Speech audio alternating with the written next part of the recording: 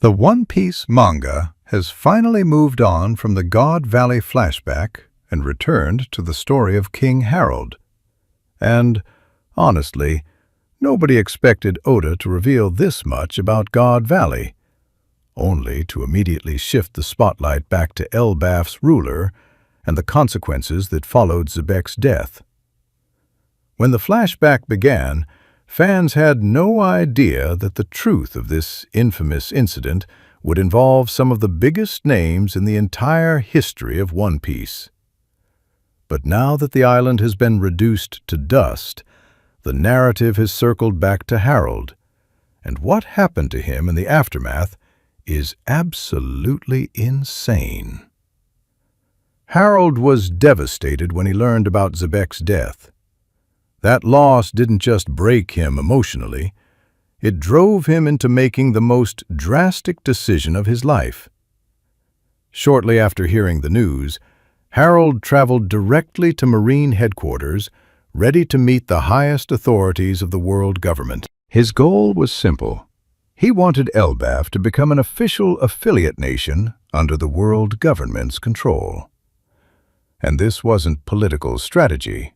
This was desperation. Harald stood before the Marines and declared that he wanted a chance to atone for Elbaf's sins.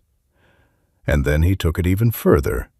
To show his seriousness, Harald willingly broke his own horns, the ultimate humiliation for a giant. But that sacrifice caught the attention of someone far more dangerous. Imu, the shadow ruler of the world, who was more than ready to exploit Harald's grief. Imu ordered the 5 elders to communicate with him, and that's when Harald's life changed forever.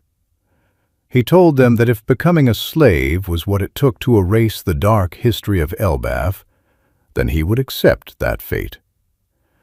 "I want a chance to atone for our sins. If that means I must be a slave, so be it."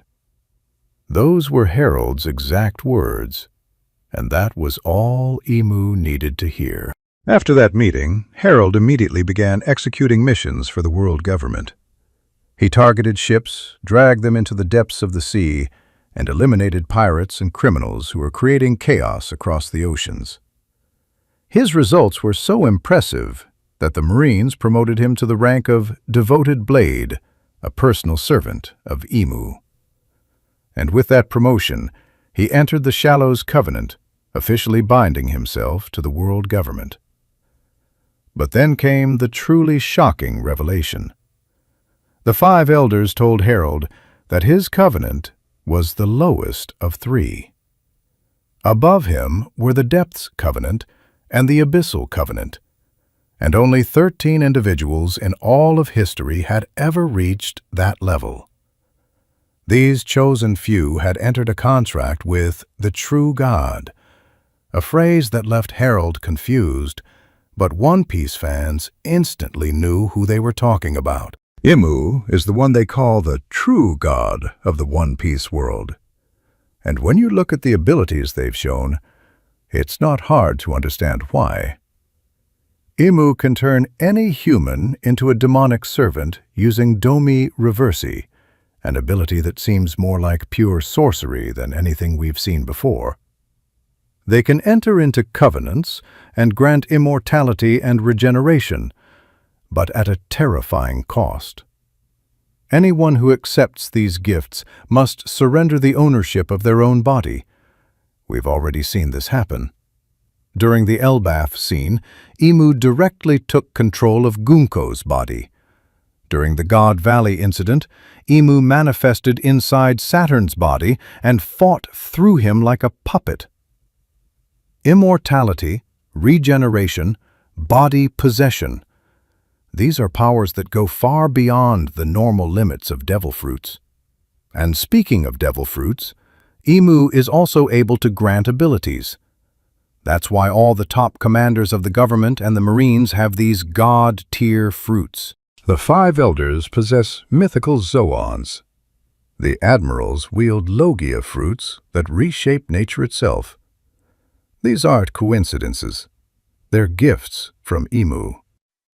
This is why people within the world call Imu the true god.